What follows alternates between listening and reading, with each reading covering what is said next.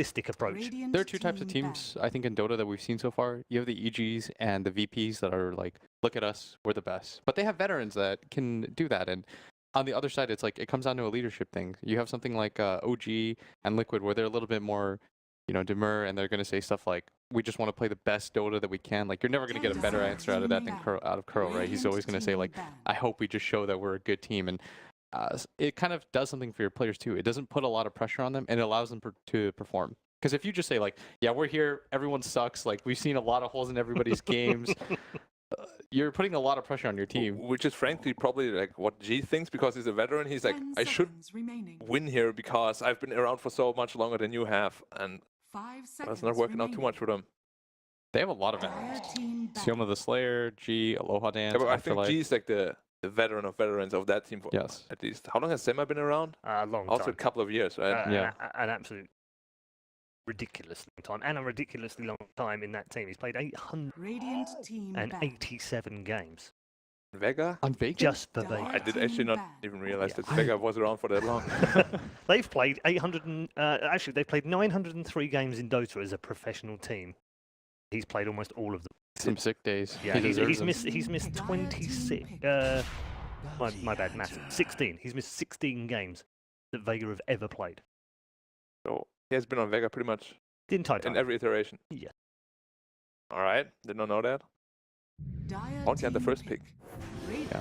This hero, I think I was saying it in the break room as well. It's really moved up for me in terms of how strong it is. And hello. Oh. Hello.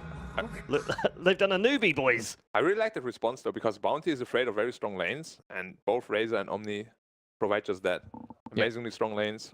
And they didn't care about the Rubik, which often said is the better Omni Knight. I mean, they instantly picked it too. So they were like, oh, Omni Knight, okay, Rubik. Yeah.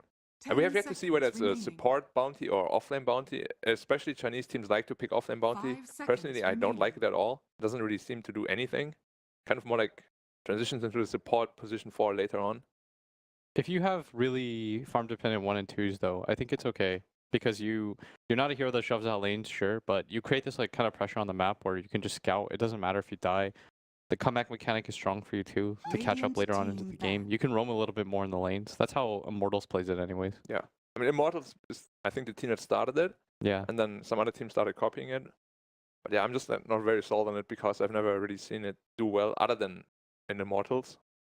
So what about this dual core pick? We talked about this the other day when Secret did it, and it's not been a popular thing for the last probably 18 months, 2 years. And they started doing it. Newbie did it earlier on today, very effectively in that last game, of course, and it was the same Rose as well. They took Tiny Razor in the Secret, and this one they take the Omni Razor. Yeah, and that's what Newbie took earlier. Yeah, and I think it's because it's such a strong opening. Like Omni's counter in lane so far, we've seen to be Razor. Like that's the hero that really crushes him, and so I think it makes a lot of sense to just kind of pair them both together because, like, you're gonna take the counter to the hero, like, and it's not even bad. Razor nowadays is like, it's not a bad hero whatsoever. Opening, it's so good. Yeah. Like, I think this is a really strong opening. And plus, what it does is it gives you a drafting advantage too, because later on, if you can't beat it, you have to just like ban it out. Right, yeah. And also they have a last pick, so they're probably going to pick 2 supports and then pick that this super carry or super mid, whatever they want to opt for, that can actually like carry the game. Wait, Winter got through it until here. I actually didn't realize that. Yeah. This is scary. Win, isn't it? Yeah, scary. There's not a lot of catch though. That's the upside. If you know that this Omni is a core, then your 4 position has to be some kind of like guaranteed disable. Yeah, Morph and anti-range, these kind of heroes are very strong for Vega. They're probably going to 4th pick the carry. Pick another, well, probably offlane. I don't think they've ever ran offlane in Bounty, right? But most European teams haven't. I'm not sure. Oh, well. The upside though of this combo is like, you can pick a mobile mid hero like Storm, but it'll still be really rough against Razor. Yeah, but it's not a fun matchup for Mirana to play. No, not at all. What was your... The Bounty Hunter, did Vega ever run that? In Bounty? No, right? I think only Chinese teams and Immortals actually have done it. And the new Mirana is actually a bit stronger than the old one because you have these 4 leap charges. So you can... Is it 4? 3. You have 3 leap charges. With like, what's the recharge time? 40 seconds, I believe? That'd be so broken if she just had 4. Like, yeah, it's a lot smaller, unlimited leaps. It's a lot smaller, but as soon as you get charged and you leap away, you most likely going to be out of it. Yeah, it Even with definitely a makes a smaller one. difference to her in the sense that before you can either be very aggressive, leap in, but then if you miss an arrow or team gets, you're kind of done. Yeah. But what I like Or with you the- can leap out, and that's the only thing you can do. Right. What I like now is actually you just leap in aggressively, Yeah. maybe force a TP or Yeah. two, And and you then leap leap out out. and you're like, haha, just kidding. Didn't actually want to do anything here. Yeah. So they go Slaughter, Winter. We have seen this combo a lot. Obviously, the Slaughter can amplify the target that's Winter cursed, and then he just gets demolished by his own team. This is a great draft so far, It's Will. a isn't very it? strong draft. Yeah, I really like Kinguins. I think nowadays people though, when you see like the counter to counters, like Rubik counters, Rubik's supposed to counter Omni, Yep. Wyvern is supposed to do well, and then you take Mirana to counter the Razor, Slardar counters the Bounty Hunter. Yeah. And so now Vega, you need something a little bit more cohesive. Oftentimes, like Kinguin, if there wasn't a Rubik on the side, I think that's a Sand King pick. But Yeah. because there's a Rubik is like probably the best support against SK. Yeah, I'm a bit worried for Vega because they don't really have anything right now. They have like no tower pressure. Their lanes are okay, but Kinguin's lanes are stronger as well. Their team fight is not nearly as good. Yeah, it They're feels like lacking they're, a lot of things. I think they're over countering. They literally just counter pick one by one. Yeah. Oh, you have a Razor. Do you Mirana. think they were caught out a little bit by the Omni Razor opening? Yeah. But Not something that Kinguin have done here so far. They might have been, but they should have been prepared for it also. Yeah. Because it's a very meta opening right now. Yeah. At least this tournament. The upside though is like you need mobile heroes 10 against the Razor and Omni. seconds You need Like to a avoid Morphin. fights. Yeah. Yeah. Morphin was a really good pick. And he's really good against Omninet as well, of course. You need to avoid fights like crazy though. You can't team fight them. If AM was better here, I would say that'd be a pretty sick AM game. Yeah, but the only thing he's really afraid of is the Slaughter, because you can get killed really easily when you're amplified, especially early on. And they will put a lot of pressure on you. You have a lot of armor though naturally. Yeah, you do. It's not the worst thing for sure. And you can also like build into a Manta later on. Like, the Morph thing is a really strong hero too. He has like 30, 35 armor mid-late game. Yeah. So he's not really too afraid of the Slaughter. So they actually ban Ench. So they might think that that is going to ultimately be a core bounty, or like they're at least exploring the option. Well, to be fair, Ench could also be offlane.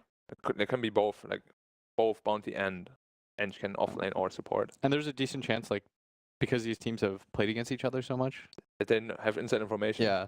Because I talked to LSH for like a few minutes, and I was just like, how do you feel about the matchup? He's like, well, we play them a lot, so we have a pretty good understanding of them. Which, of course, also works in Vega's favor, though. Yeah. But it seems like Kinguin is a little bit more up to date on like how this tournament so far has played I out. feel like they caught them a bit off guard with the Yeah. draft. At least Vega doesn't seem to respond like too cohesively. They're like kind of just drafting what's good, you know. But the entire lineup they have actually is not like a super combo or 10 anything like seconds Team remaining. Kinguin has. Yeah, I think Vega needs more pickoff, like short cooldown 5 pickoff. seconds I'm like remaining. Beastmaster or something. But Beast is not actually banned, yeah. Beast would be a very good pick here. But it's like a hard. The laning phase is going to be kind of rough for him because it's still open. Like Kinguin can just if there's a beast top, then they can just run the Razor up there Yeah, and put a they could. one-on-one matchup against the Mirana. And there's a lot of like a TA, for example, would be amazing then. They do that. Yeah, because it's not easy for them to burst, and their lockdown is like But Beast would amplify what they need, the split push as well as the pick-off potential. And I don't really see a lot of other heroes that would do that. Heroes like Void and stuff are way too greedy with this lineup. So they need a cheap offlaner that can split push and catch, and also provide some vision. Because as soon as they see the Slaughter, they know they're kind of safe. yeah. For me, Beastmaster stood out. Brew would have been really good too, but of course they banned it out themselves. First ban already. Time here. Oh, they take Hunters. Tide. Tied. So I didn't actually think they take Tide because I think it's a bit slow. And on top of Razor that- hard counters more the lane. Yeah. Oh, And this is so they the take- CTA that we spoke about, yeah. And Razor is I think it's the hardest counter actually to Tidehunt in the lane. He can't do anything. Yeah. He can't even touch the creeps. And that's what we thought is if you don't pick a hero like Beast that can just like catch up by ganking, you take a hero like Tide, then they will move the Razor from mid and they'll just go top with it Yeah. and say like, well, we'll get 3 winning matchups then anyways. TA beats Bottom, Razor beats Tide. What did they have offlane again? It's a bit rock paper scissors Omni. in It's- places. yeah. This isn't it? Omni against Morph. Morphling is... Rubik, Bounty. I think it's Yeah. okay. I think he'll be okay. Omni will be okay for sure, especially if they don't try them bottom. Like Rubik Morph do nothing to an Omni Knight. They need the bounty there to be even able to pressure him. Okay, we're going to head over to our commentary team. We're waiting eagerly to bring you this particular quarterfinal. It's the final quarterfinal for today as we move on to the semis next up. But we still need an opponent for Newbie. Which one is it going to be? Who's going to take the early advantage? Vega or Kingwin? Let's find out as we head over to Toby1 and Melini. A very good question, Paul. Who will be the one advancing through into the semi-final? I asked Ben. So Kingwin did way better in the group stage. Vega were on the verge of elimination, but these two teams have faced off against each other a lot. So I would actually expect this game to be much closer than you would expect from one of the better teams versus one of the lower seeded teams in this tournament. It's interesting too, because like there was a lot of questions around Kingwin coming out. The panel were talking about it. You come out of the 2-game series, the group stage. Is this really going to be the test when you have a full best of 3 that you then have to play against Vega? Well, they picked Kingwin them, right? actually have what it takes to win a best of 3, or was it just pure group stage? From what I saw from the group stage, they played extremely well and had really good drafts. And I think that's not something that is going to vary much in between a BO1 and a BO3. Mm-hmm. And on the other side, we have Vega. Not super hot this tournament, but I really like the talent level of their players. I think they're slightly playing below what they're capable of. And these players have exceptional pedigree and one of the best from the CIS region. Yeah, it really is a whole bunch of old schoolers together. 30 seconds. I'm waiting to see how the draft's all going to unfold. The panel was also touching on the fact that Tidehunter probably not going to be fantastic against Razor. Like Omni Knight, TA, there seems like a lot of early enabling for Kingwin just to try and run over the top of Vega. Are Vega going to be ready to fight? Like, this is Morphling, Mirana, Tide. This seems to be a lot of, like, we take time before we're actually going to be warriors. It is, and their lineup is also a little strange in that they have Tidehunter, who's a great team fighter. I mean, Rubik, with the benefit of Omni on the opposite side, is decent, but aside from that, their team fight's extremely weak. I actually thought they would all in for more split push and just completely avoid team fight, but the Tidehunter tells me that, okay, they actually want to fight them in the mid game. But look at Kingwin's lineup. That's not a lineup you really want to fight into. So much minus armor, so just a lot of team fight all around, and a lot of physical damage coming out early. You don't actually need that many items. Amplified damage is generally just going to be good enough to want people in the mid game. But if you don't fight them, they're going to take Roche. Which basically means that, well, I just want to see more of these fights then. Like, get the slaughter levels, get your what's that? We call it amplification, corrosive haze. Corrosive haze. And then with a meld from Nisha and probably the momentum you get from Nisha, this could be a very dangerous kind of world for the Vega supports to live in. Not to mention the Cause God already being harassed pretty heavily out the mid. And what does Slayer want to do against this? He reveals himself. Now, cops a little bit of damage. Now crush him up looking for an arrow, but all that's going to hit is the range creep. So Vega at least trying to poke the beast in the mid lane, but Nisha is still 6-3 against that 1-0 of the Mirana. But she's got a bit more of a creep wave to work with now. Courier snipe in mid. Yep, Slayer able to wrap around the back, so shut himself to attack and then takes care of the Dire Courier. This will relieve that pressure for Vega in mid. The Bounty Hunter is the key here. He needs to be the one to disrupt the lanes because the lane matchups are very poor for Vega. You have the Razor versus Tidehunter in the top lane. Omni Knight's a very, very strong laner in the early game. Morphling is pretty weak. And then TA has an inherent advantage versus the Mirana in the middle lane. So all 3 lanes, if Bounty Hunter does nothing about it, is going to be very, very poor. Slayer back into Invis, really being a nuisance for this mid lane. Thing was super fast about eating that. Both of them.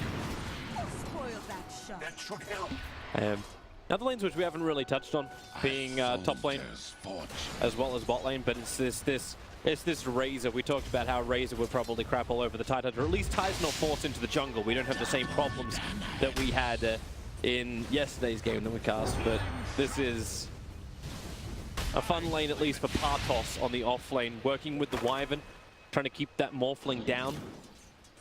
I think Patos has had one of the best Omni Knights that I've seen in this tournament. He's like generally gets super involved. There's a fine line between too greedy Omni Knight and being able to team fight with your team, and I feel that most stray too far on the line of greed. And I think he's always on the map trying to help out his team or disrupt the course. So we don't see blink heals. I mean, that's fine. Actually, you like to blink at least. I mean, it depends on the game, but generally I prefer the fighting ones over the Radiants. Depends on the game. God's copying a lot of damage here in mid. He's still got a decent amount of tangos up his sleeve. Mikako is definitely doing a good job of making God burn through consumables. Yeah, he's burned through 2 salves already, and the set of tangos, but luckily without the chicken on Kingwin's side, they can't keep up the pressure too much.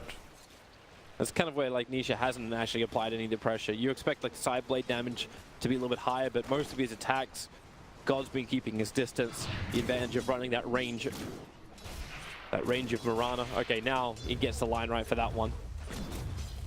Yeah, the Mirana mostly picked, I would say, to not get destroyed by the Razor Link. You want cores that have super easy mobility. This isn't happening. Not with a flying courier. If it happens, then something is seriously wrong. He's waiting behind the tier 2 tower. I'm actually very surprised that they haven't been microing this courier. Like, they should have fortification, right? Shield? Yeah, they should. This is he's already done it once is the thing. Second time, not too good. You just generally fly it over the trees, or just keep it at a tower for a little bit. Battling for the boundary room, potential denial in from the creeps, not gonna happen. Partos holding on to that level 2 purification to get the kill on the Rubik, and that'll give him first blood. Can't believe it's taken us that long to actually get a 1-0. The 2 courier kills are gonna make the gold pretty Vega favored. I was wondering why, like as I say first blood, it felt wrong, but it's because we've had 2 fluffy little couriers die. Chickens count. Chickens should count. Tyzek is doing very well. This is almost a straight one-on-one, and he hasn't been jungling, so his CS numbers aren't inflated, and he's pretty close. Not able to get any denies off, but that gives Vega the opportunity, right? You have the ability to fight with the Ravage because he's not forced to just farm in the jungle and be completely out-leveled. But do you push it when he hits his level 6? Like, can you rotate heroes to the top? Do you bring God off that mid lane? Dude, he's actually really good at splashing. You can tell that he plays TA a lot. I think Nisha's been fantastic in that mid lane no matter what heroes he's played this tournament. Yeah, but you can't be good at everything, can you? Well, he has been. A great hero, the hero depth. Yeah, he has been pretty exceptional, I would say. So Morphling has the Ring of Hell, so he can kind of take some harass. Arctic Burn, not really going to do that much. He doesn't have that much HP. Yeah, you want to keep nice and low, I would say. So for last hitting purposes, and you have Ring of Health in case you take any sort of harass. It's not like they're going to burst you from 100 to 0. They have, unfortunately, no silence outside of Kingwin, so Morphling, pretty good pick in the situation. He shouldn't really be afraid of that much. As Bounty is trying to roam around the back of mid, not really finding the opportunity he's looking for. There's also a lot of leeching of experience going both ways. Like Bounty Hunter, okay, that'll help when you get rid of the Observer. Both Bounty and Slaughter have taken a lot of experience out of these mid laners. We expect this though, right? Like when we're in this dual mid meta. Yep. Again, the benefit of 2v2 mid with a TA though, you always get those ancient stacks off, and they do have a 3-stack. This is, well, do you want to cancel the TP? No, you don't. He didn't have Ravage anyway. But it was the Shuriken toss potentially. Yeah, it looked like G also didn't have enough mana to cast Arrow there. Slight problems, but out to safety. Drag the attention away for a little bit. So this is the other upside too. So Templar Assassin 33-13 versus that mid Mirana, who's 27-3. But we're going to have to take into account too, the Templar Assassin is going to be ancient farming in a bit. Man, Aloha dance. When you really underestimate the amount of damage like I was doing now, I didn't think we'd had much of a problem, but a double damage rune on the Rubik plus that waveform. Oh, he also, Morton just did a ton of damage with the Omni Knight. Omni Knight's help. Partos. Low on life, but gonna burn the Shrine. The Courier Hunt is on once again for the Bounty Hunter, but Courier is safely back at base. Is it gonna happen 3 times? It might happen 3 times. If it happens 3 times, then Kingwin have... well, I'm not quite certain what side of the bed they woke up this morning. If Bounty Hunter were a little bit more patient, maybe. It's actually just going straight down there. It actually doesn't take that much micro to deal with the Bounty Hunter. Like maybe 500 range to the left or the right is generally good enough. I mean, you still got the shield as well, like you got invulnerability. It's just really hard to have that microed. Like you have to be, oh man. So that's just the second observer ward in the last minute and a half that's been taken down. So the one in the mid, now the one on the bottom. Slayer's been playing very well. Oh, Patos gonna purify up, and he's too far away from the Rubik. I think they're trying to contest for that 8-minute bounty rune. Another aggressive observe ward being planted. Vega ping it out very, very quickly, but are they really going to try and fight this one? It looks to be the case. Arctic Burn going to slow down the Rubik. Morphling going to move in as well. It's a nice little quick stun and the purification. Rubik gets evaporated. They'll dust up quickly. Slayer revealed for the moment. Aloha dance. What can you really do here? He's waiting for the attack time with the cold embrace. Wyvern regenerating quickly. You'll have to waveform away. It's a long waveform back up the hill to safety. But Kingwood showing they've got the grit to fight. Not letting this bounty hunter get away with everything. For the Omni Knight? No, for the Tide Hunter? That's not going to work. Looks like Did he... you reveal it for the bounty hunter to make a play? I guess this... Do we go once more? If he walks down the hill... No. This time they're moving the courier north. They're not falling for it. Not a third time. Nice one, Winter Wyvern. See, one of the supports heading back to base, he likely would have microed it in this situation. Yeah, so Tide Hunter's actually very, very large. Oh, nice dust. Slayer revealed for the moment. Here comes the TPing in. Arctic burning Wyvern. And Slayer doesn't really have anywhere to run. The Pleasant Field gives the bonus damage. Mikako who gets the kill. Ooh, a Treads buyer on the Razor. You don't see that too often. You always prefer the phase boost for the static link? Most people have the phase or the BOTs. Just, yeah, for the move speeds. With the unstable current, you're already pretty fast, and just being able to move around the fights to keep that static link up is very, very important, and just to help you farm faster. The Treads is way more tanky. If you're the ones going in, I'm a little bit surprised to see him building a little bit tanky because he does have an Omni Knight on your team. We saw the Sloric yesterday who went almost full glass cannon on his talents and his item build because he does have an Omni Knight coming out behind him. And generally, that's one of the benefits of having Omni Knight, right? You can go a little bit more aggro, but also the attack speed I really like on Razor. I don't like the plus damage on Razor. You don't actually need that much plus damage because you have a lot of plus damage from static link. So having Treads to synergize better with the plus 224 is going to be way more flat out damage if you're just straight right clicking. Bounty Hunter is trying to keep a really close eye on this stack.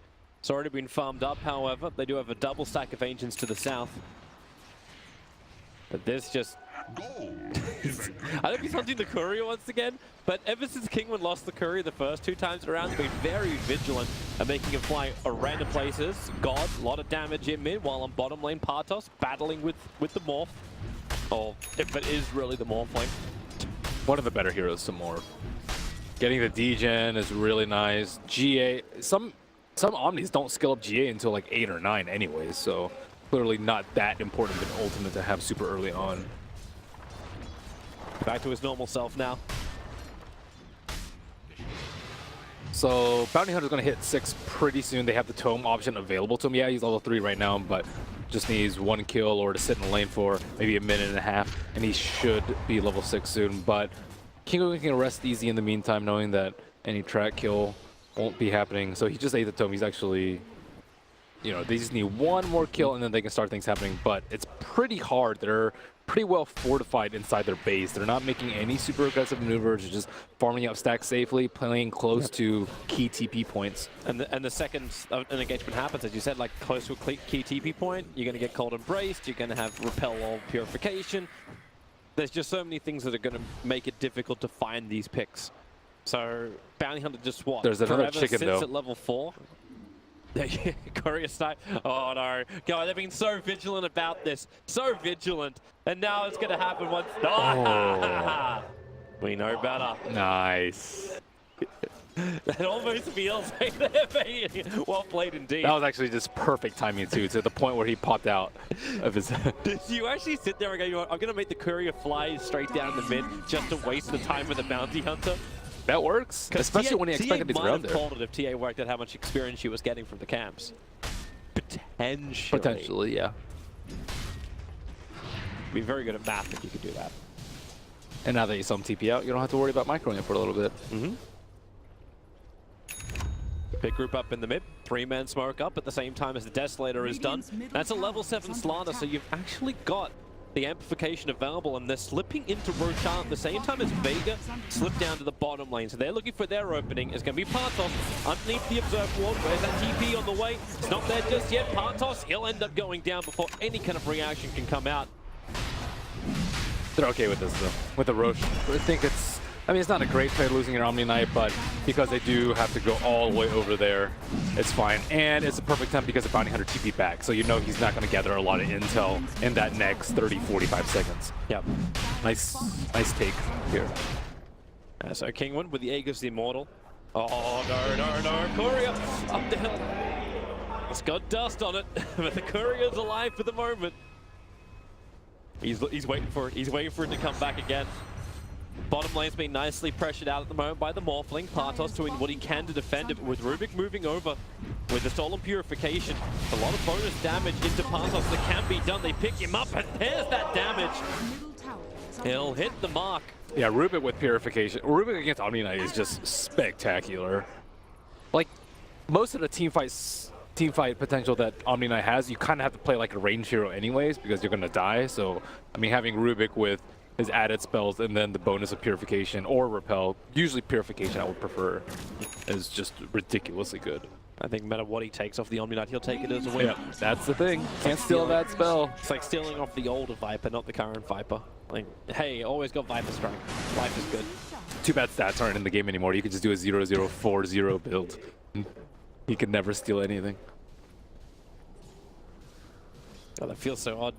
And he can keep it in an offensive null field all game, pretty much. The magic damage is with Plasma Field, Splinter Shards, and that's it. So, yeah, offensive null field all the way here. Yep. They seem to find another way to battle the physical damage when that negative armor kicks in. Bounty Hunter's going to get picked off by Exotic Deer. It's like a top lane gank with the smoke. Middle lane is where things were starting to pressure up because Nishi wants to deny the Observe Ward. It only just got placed down the TA trap. He hits the ward to start with the Purification self. Keeps himself alive. Rubik back behind the tower. Exotic did finish up. They pick up on top the tier 1 tower. Arrow flies forward, won't connect on the mark. Fortification pushing Kingwin back for just a second, but Nisha with the Desolator and the Aegis Immortal, he's happy just to keep pressuring this up. With an Omni Knight sitting behind him, he doesn't care, he's got no mana left. Just continues to chip away at the tower and force movement in from Vega to defend. Early Halberd. I like this a lot. Evasion is really, really strong. Almost even preferable to armor. You want one of those two, armor or evasion versus their lineup. Evasion sometimes preferred versus TA, so you miss that, miss some of the big hits, the meld, but we'll see. The Halberd's gonna be really good too. Just the disarm. Yeah, they have repel, but this mass sentry battle in mid is kind of stupid in a way. They're trying to keep tabs on Slayer, who is currently leeching some experience on bottom. At least he has track available. He's going to put it on to Karkov. Crush going to miss his target with the amplification up into the trees with the Starfall. And the damage is enough. It's the type of kills that Vega really needs to be able to get. Meanwhile, up on top, Aloha Dance on the run. Partos waiting the time. There's your waveform TP, but they have no stuns available. So a very simple escape for the Morphling. But maybe not so easy for the Rubik until he had stolen melt. Oh, defensive ability that doesn't allow Tia to get anything. He couldn't line up for a side blade attack, but you really want the traps. The traps are so good. They'll stay. Meld saves his life here, and he actually managed to only steal Refraction while Refraction was in mid-air. He melted again. Quick on the fingers. Yep. Ooh, S&Y Razor, my type of guy. Oh, not another courier. He's got the Observe Ward up on the hill. There's your hit. This time it's a one-hitter. Slayer a real nuisance. Had those really good deep Observer Wards too. They were able to kill Omni, what, twice on bottom and take down that tower with the Observer Wards that have been placed. Yeah, they're definitely done a lot of work with fantastic vision. However, the team fight is still suspect. Looking at the CS, we have just massive leaders on the side of Kingwin. I mean, I guess Morph is kind of close to the counterpart position 1, but TA is miles ahead of this Mirana. Well, it's hilarious that like you're that far ahead. Yes, the Mirana's behind, but at the same time, you've only got a lead of 1,000 gold. That's a lot more money into the hands of the Omni Knight, most definitely, but there's just something which is astray, and a lot of it is coming from, like, be it the courier stamps with the money flowing in from this. The kill count's definitely not it. We're 4-5 in favor of Kingwin. And the towers are level at 1 apiece. Radiant's bottom tower is under attack. But this game, at least on the graphs, is very close. And the teams are going into a trade-off position. Kingwin are not giving the Tidehunter the fight he wants. They're not giving him the 5v fight just yet. As, well, don't go replay yet. We'll have a moment of potential fighting up on top lane. As, well, break the rocks. As they come in on the top lane. The first initiation in from the Slaughter is going to fail. Aegis Immortal times out on the Templar Assassin, but she does have that Blink Dagger available. He stole Winter's Curse. God, trouble for him. The Crush is out, but the amplification support is nearby. With the Sugar Toss bouncing around, God still needs that movement speed to escape. He's got enough of it. No, he doesn't. Managing to swing the Mallet in, or the Trident in of the Slaughter. God will end up falling. I mean, this game being relatively passive, I think, favors both sides. Like, both teams are okay with it. Kingwin because they're not giving up trap kills, and Vega because they know they have worse team fight, so they don't really want to team fight them right now. What they really want is for Morph to just get really, really big and be able to blow up these weaker heroes. You want to threaten the Omni Knight so he has to cast his spells on himself. You want to be able to instantly kill the Winter Wyvern in the backline and kill the Slaughter early on in the fight. So they're just waiting to get to that point, and then Kingwin, they're just going to keep trying to snowball off Ferocious and using their massive team fight potential in the meantime. However, with the Rubik stealing Winter's Curse, they could potentially look for a fight in the next minute and a half. I don't actually think it'll be that useful, just because, I don't know, it's just really hard. You feel like you're forcing it too much. You have Winter's Curse, that's great, but he doesn't have a repositioner as well. Like, there's no Blink Dagger, there's no Force Staff. Right now he's got Magic Wand and Arcane Boots. This isn't the most, like, this isn't a Yaps or Rubik. This guy's sitting at 2.4k net worth, almost on par with the Wyvern. Ooh, he takes the attack speed talent on the Morph. I usually see the attack speed. Oh, trouble, the Slayer, melt! Okay, that's still at the end of the day is a very, very weak bounty hunter. Yeah, not your ideal. Kingwin brought a lot of heroes there. That is worth his life for the smoke, I would say. Ideally, you'd be in a position where you could just like TP out like up the cliff, but you know, you can't have it all. And now Kingwin, at least with the bounty hunter down, they move out into the side lane to get as much of the map out of the map as possible when the bounty vision disappears. So it gives Nisha more time to farm up on the bottom lane. He's almost completed the entire Hurricane Pike. Both teams are almost ready to fight, by the way. No. The Blink came out on Tide. Signals fight. They're going to try and fight mid. There's a Blink, 3-man Ravage. Slaughter just sat there and watched him. He won't sit there much longer, and the curse! Oh, Rubik. How did he get denied? Yeah, how the hell did he get denied? I'm not sure. I think I read something about a potential bug with the Winter's Curse, but I mean, there's no way that there should have been a deny there. Okay. Well, maybe we could watch it again in slow motion replay. Open up the combat log or something. That's a little awry. 1-for-1 trade-off, even if it is going to be a denial on the Rubik. He can't do it himself. Maybe it's because he was holding Winter's Curse when he got Winter's Cursed.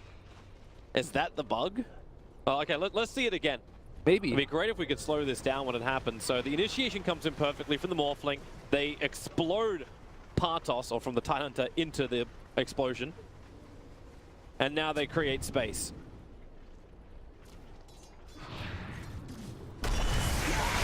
Yeah, question mark. Esport ready. God, gonna get picked up from the bottom lane. Templar Assassin jump in for the damage with everybody else from Kingwin. So while Ravage is down, they just want to force it. And hey, why not? Another crush. This time it's going to be off the Tidehunter. Corrosive Haze able to be stolen by the Rubik, and then instantly Nisha will get rid of it. They're pushing so hard into the base of Vega. Remember that Tier 3 tower is what they want. Rubik will buy back a quick Hurricane Pike. Morphling waveforms out, dodging the attacks from Nisha. Doesn't dodge the secondary ones, which flew in a little bit later, however. But they still want that Tier 3 tower down. They haven't got it yet. The tracks are going to start to build up, but the repel taking them off. There's your jump forward. A double thrust from Karkle. It does the work, but not enough. But yet, Waveform again retreating back. The curse will create space, allowing Kingwin to not only get through the tier 3 tower, they're beating into that melee racks. Where is your defense? Without the ramp, it doesn't look like it even exists to keep the pressure up. Afterline almost fading like he has it, but he's got nothing at the moment. When they push in deeper, Alohan losing so much life and so much damage coming at them. Are they really getting ripped apart in their own base? They still at least have the melee ranks, but now that is gone as well. The pressure maintained by Kingwin. They turn to fight. The Tide Ravage is down for another 17 seconds. He's gone for 38 seconds. And without these heroes, Kingwin, they're now going to back up. They've done the damage. 22 minutes in, they force it by kicking down the door of Vega's home. I mean, they lost one hero to the last Ravage and then immediately stormed out. That is the opposite of a value Ravage right there. But, you know, you have to applaud Kingwin for, like, that takes a lot of gumption to just, okay, go down there. They don't have Ravage, we can take this Rags. Yep. They don't have Aegis. You know, a lot of teams would play it safe, maybe wait for the next road, take the Aegis. Like, okay, you know, you feel a lot more safe here. And they know that Vega's team fight is just really, really weak. Morphling is going to be a threat later, but he doesn't even have EB yet. However, he will have it for this next fight. I'm interested to see which part of the replay we look at. That kind of went on for about a minute with the attack. But this is, as you said, Kingwin just understanding their strength, understanding their timing. Well, also, I think their lineup is just a lot more well-rounded. Like, they can do a lot more things. We talked about the Mirana, like, potentially countering the Razor, but it doesn't really matter. She just gets dumpstered by the TA. And she doesn't have enough teamfight presence at all because you can't deal with Repel. Like, how do you actually deal with Repel as a Mirana? You just can't. Your right-click's pretty poor. Even if you do go right-click, you generally go Maelstrom. I mean, look at the Mirana's items. She has Manta style, and that's pretty much it on her. That's not a lot to work with. And the Maelstrom's not going to help out that much more either, but they're going to try and go for Roshan. Movement is coming. Kingwin is on the way. They will try and counter this attack. Slayer, very visible on the front lines. Missing up. He's already down. Roshan, he's still alive and on low health. Vega, they put all their eggs in the basket. Right now, we're having scrambled eggs. They stun up even Roshan with the arrow. So by the time they want to bring down the low hard death, Kingwin keep moving forward. Strength 4 won't save you. Slaughter, however, has time for Kingwin, so there's at least a little bit of a rebuttal. But how much do you really have? The TA and the Razor, way too strong. A triple kill for Exotic Deer, while Roshan's this slow, they can take that. And with Aegis the Immortal and so many heroes down, they may just go straight down mid.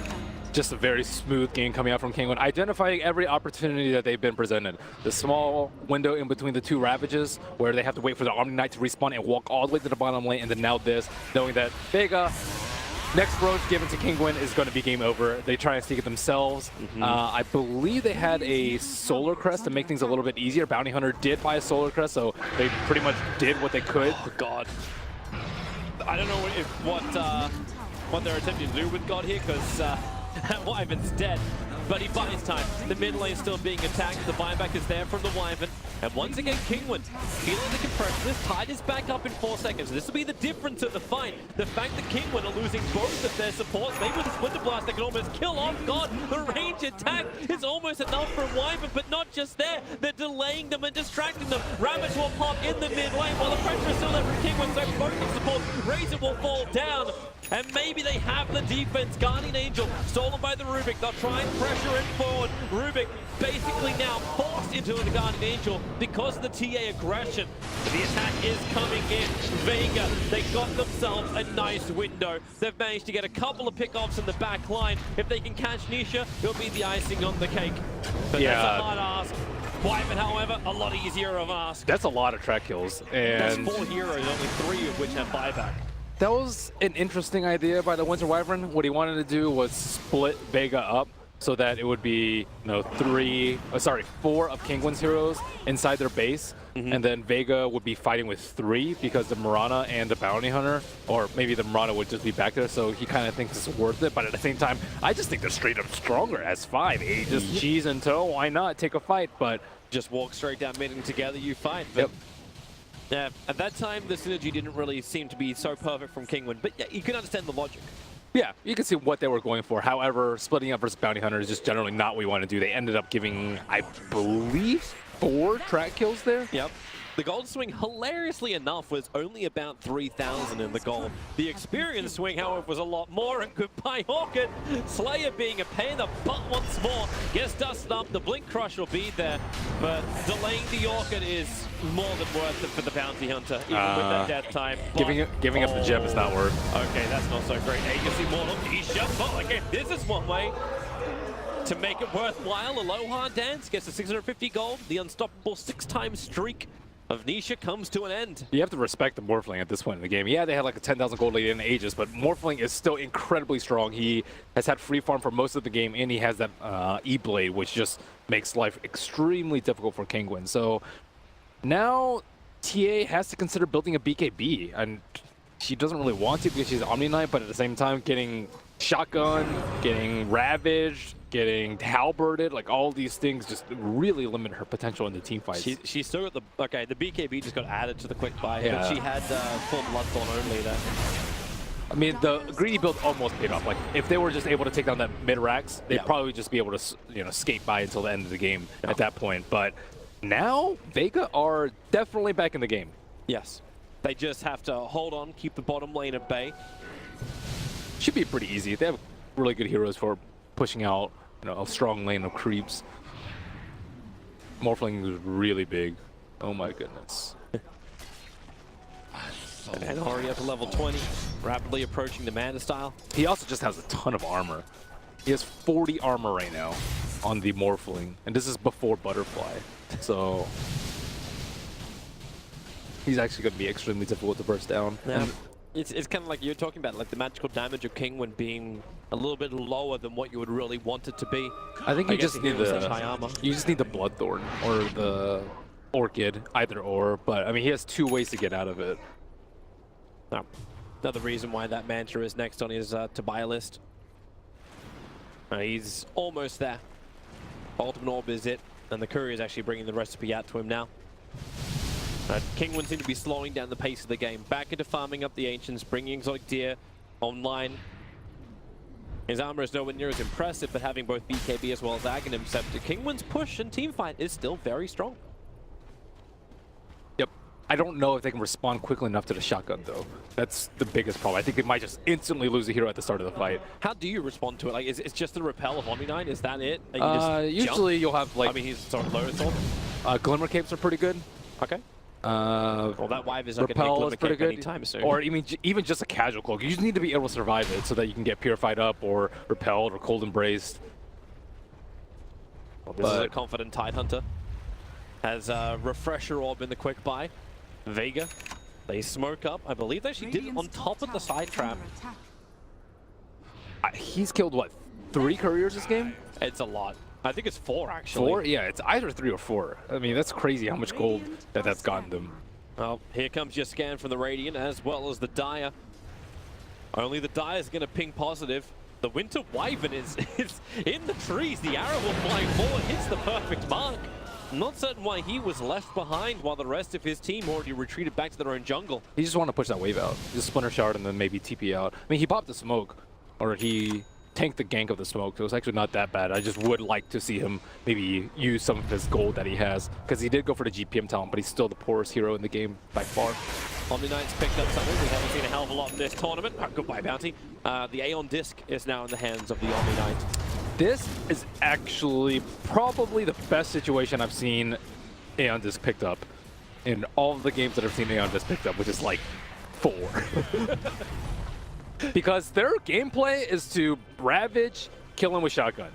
Yep. And there isn't that much that he can do about it alone. Maybe if the Wyvern were more farmed, you can like Glimmer and Cold Embrace, but that's really unlikely. And even then, I think the shotgun just does a tremendous amount of damage. So if they can't burst them down, I mean, because Ravage is not long enough to deal with the Aeon Disc. And then after that, he can just repel GA. There's no counterplay to repel GA here.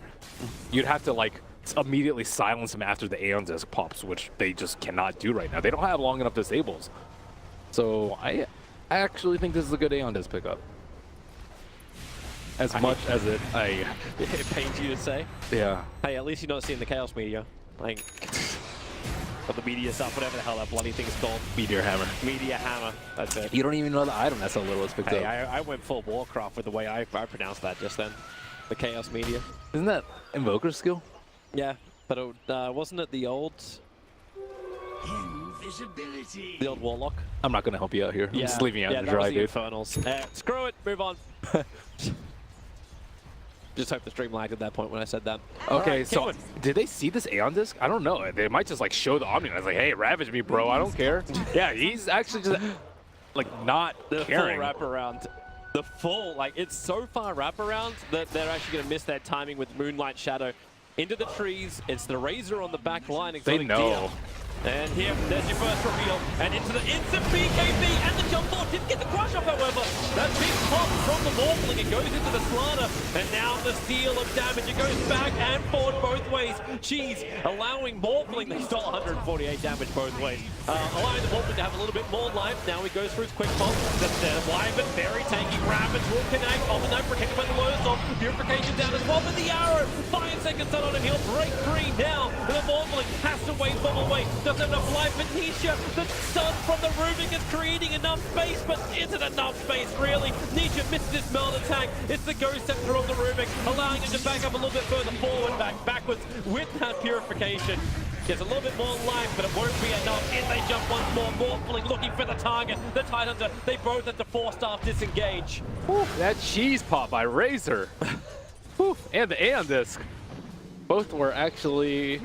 Oh, the Aeon disc. It actually did work. Mm-hmm. I Some actually thought that was work. cheese on the Morphling, but it was just his magic wand. Top shrine has fallen. Considering he was in full agi. Very nice play by Aloha, though. Are they coming to contest this? Too late. No shrine. No Yeah. chance. But the way he played that to deal with the Razor's BKB was phenomenal. He pretty much wasted his entire BKB duration. If he didn't have that cheese, Vega would have crushed that fight. Oh boy. Refresher shot now on the Razor. You can have a double ulti from him. There is no Tidehunter Ravage. But he doesn't have that refresher orb yet, so a 75-second window for Kingwin. you could refresh the Aeon disc, Toby. You You could. Is that... Are you actually now believing in it that much? Refreshing a double Guardian Angel I think he's with actually... the Aghanim Scepter, I'm okay with that. But he's still another like 2,000, 3,000 going away from that. I think he's that important in the fight. To burst it down. Okay. Oh, so low. 200 HP on the Slaughter.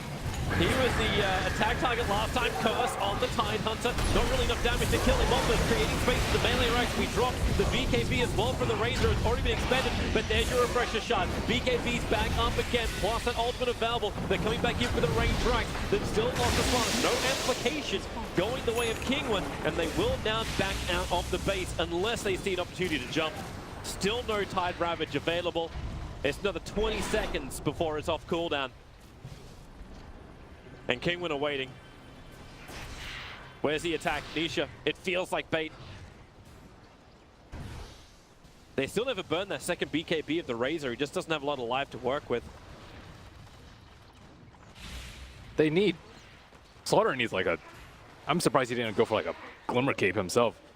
He has 1780 HP. It probably did like 1700 damage, the shotgun combo alone. And then maybe he'll get the 3 waveform charges, and then he can shotgun people, waveform in, and then waveform back out if he needs that extra little burst of damage to kill. I'm not certain if he had it before that fight, but he had a level 15 talent with plus 300 health. So it gave him a little bit more. And he'll have the 4 staff done soon. So that's the other choice he's gone for. is a great conductor. Oh boy. Scythe and Bloodthorn fully completed now for Kingwin. Well, too bad he doesn't have the refresher shard anymore. Double Scythe is nice. He actually burned it on the retreat. Like, he burned it ready to re-engage. So potentially they could have held it a little bit longer. But it looks like Kingwin just going to make a push through top lane. Yeah, they still have a little bit of time left on the Aegis, so they should use it. They have to fight into the Ravage this time, though. So this is their downside. Nice Tinker Ward up on the hill. watching the tree movement of Kingwood at least. But there's your jump forward. Aloha dance with the Mel strikes. A lot of damage and the blood goes there with the Rabbit. Space will be created when the Templar Assassin gets blocked out. Remember, she has the Aegis, the Immortal, and the Guardian Angel. There was no follow-up damage. Another crush on the outside of the base. They're looking for that pickoff over on the Rubik. The attack won't be enough. Again, the Ghost Scepter mid-flight on the attack. Meant that he could dodge it out, but here comes the Templar Assassin once more. They keep him slowed up. The Cold Embrace is over on Karkos. That initiation from the Mirana all ends up in North. God will have to fight back to defend the base. As they keep the tracks up on Kingwood, no Tide Ravage, but also no GA. That was a nice try to kill the Morphling with the surprise Hex. However, TA did not have the BKB in her inventory. That's a pretty tough call whether or not you want to keep your treads over your BKB, but she didn't have the BKB, so she blinked in and then she got immediately disarmed or lifted, I'm not sure. She got disabled as soon as she was trying to burst the silenced hexed Morphling. That would have been clutch if they could kill Aloha there. He only had 1500 HP at the point. Coming in once again, there's your initiation onto the Morphling. Waveform will let him break free. The Aghanim Scepter has arrived now for the Omni Knight, but his ulti is still on cooldown for another 86 seconds. No sorcery. I don't actually know if I like this, like the Scepter pickup. I like the Aeon Disc pickup more than the Scepter. Ooh. What world are you living in, Ben? It's because if you're sitting in the back, you don't need Aeon Disc, and if you're in the front, you don't need Scepter. So it's kind of a weird contradiction. It is. Jump in once again. They really want to bring down that Morphling. Arrow fly forward. Creepwave will soak it up. The curse of keeping the backline in play. So Mirana, again, having no real influence. The Tier 3 tower will be brought down. Exotic Tier protected by that Lotus Orb. Just sits on the front line. Burns his BKB as well. They should at least maybe wait for the GA or BKB. I mean, GA BKB is... It's 1 minute until you got both. Yeah, just might as well at this point, right? I mean, I guess you... Yeah, Aegis is down. Just wait for BKB Aegis. Their T4s are in shambles, too. There's one T4 left, and that thing is almost dead. So... Well, they spent so much time trying to defend the top lane, you can't really bring anybody off the lane for Vega. Nope. You need more Force Staffs, too, on Vega's side. They have to get... They actually have 0 Force Staffs. Oh, no, Tidehunter has one. Okay. So Tidehunter is the only one that can Force Staff the Morphling out, who's actually kind of in danger of dying. I love the way that Morphling buys his Skadi. He flies it to the Dire secret shop to purchase from there because he doesn't believe it's safe to send anything north. Pretty reasonable when they're pushing top lane. Yep. But that courier managed to thread between 2 of the Kingwood heroes. Yep. By flying a direct path. Oof. I would like to see a Nullifier come out so that the Morphling can't do anything. Bloodthorn plus Nullifier, pretty good combo, although I do think they are slot challenged now. Templar is 6 slotted. Razor is going for AC as last. Jumping forward, initiation onto the Morphling. Arrow is forward. Nisha's BKB will soak it, and the Rabbit very ineffective. Both the BKBs were already up. Morphling dropping so quickly. The waveform, he'll get out to safety, but the chain crushes continue to come in, so the Rubik will fall. The Eye of the Storm does the work, and they're going to reposition themselves with that curse down. The Morphling, has he got enough to survive the arrow and stuff? Oh no, the Cold Embrace is giving enough life back up to the slaughter. The God once again feels like he's absolutely a non-factor in this game, and rightly so. GG. Exotic Deer has the triple kill and finally puts game 1 down, very shoved into the bag. Amazing control by Kingwood. They just completely locked down that Morphling. In between all the stuns, the silence, and then after the BKBs wore off, they hexed them, and then they Winter's cursed them until their next round was up. That was crazy from Kingwood. You know, the one small lapse in one of their fights where they kind of just lost 4 track kills. The Winter Wyvern, you know, he had good intentions. He meant well. He did. He did. And Vega actually, I think, played pretty well given the lineup. They actually executed that to